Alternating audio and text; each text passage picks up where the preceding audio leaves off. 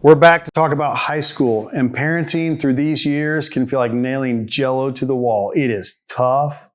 It feels like a cage match sometimes, and you are absolutely just hanging on to the side of a cliff sometimes. And I don't want to scare anybody, but it's tough. Now, if you get away easy, thumbs up to you, but most of us, there's going to be some challenges. So how do we kind of navigate these years? First off, I think it's real important to understand that just acknowledge that it's going to be a challenge. And our ultimate goal that we have to remember is we want this person to succeed and our child to leave our home and be successful in inner society and be functioning. So that can be hard, right? How do we get them through these things? So I think first off, it's important to start introducing goals to our high school kids. Let them have a goal for themselves. Whether it's maybe raising the bar for their academic performance. Hey, we want to make the AB honor roll this time. Or we want to stay eligible so we can play in sports. Or perhaps we want to go out for this activity after school, color guard or whatever. So there's lots of things that can be helpful that we set goals for our kids. And it's really probably going to have to be helping them do that for themselves. Because if we set a goal for them as parents, they're probably not going to want to do it. So it's important to try to help them discover what the goals are for themselves, because if they are driven and motivated, then they're going to want to do it.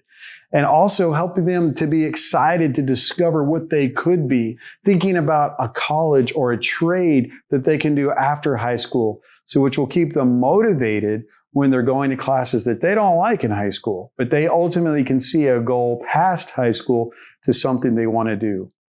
So goal setting is really important. It can also be maybe a goal for your child of trying to stay drug-free, making good choices, right? We want to stay off any kind of substances that are going to compromise potentially our academic performance or even our future or create legal or criminal problems for us. So it can be some of those things really helping our kids make good choices. And that can be a goal, just trying to get them to work hard at that. And I think as parents, we can feel kind of lost in the sauce, so to speak, about trying to figure out where we want to target our energy.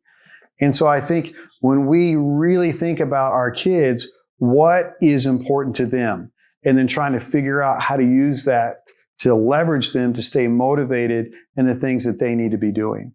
Our value system may really begin to diverge from our teenager here because they're going to start pushing limits, they're going to push boundaries, and they may begin to form their own identity, which is totally normal.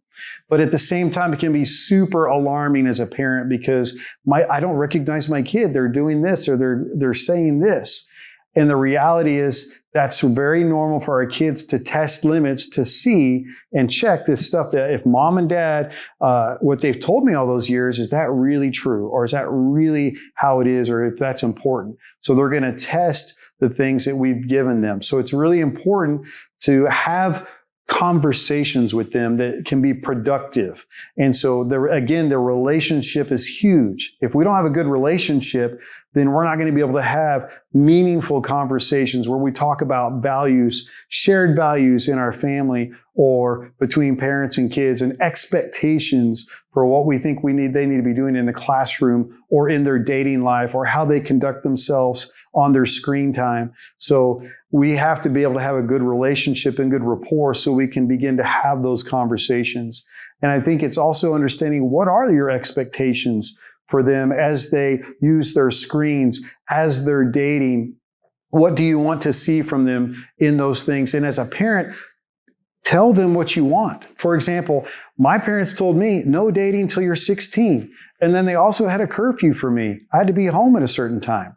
So, and if I wasn't, then there were consequences. I lost my keys to my car, or I would have to be in early on my curfew. So it's just knowing how you're going to deal with situations when your children push past those boundaries and those limits. And if you set a limit as a parent, you need to expect to have to enforce it.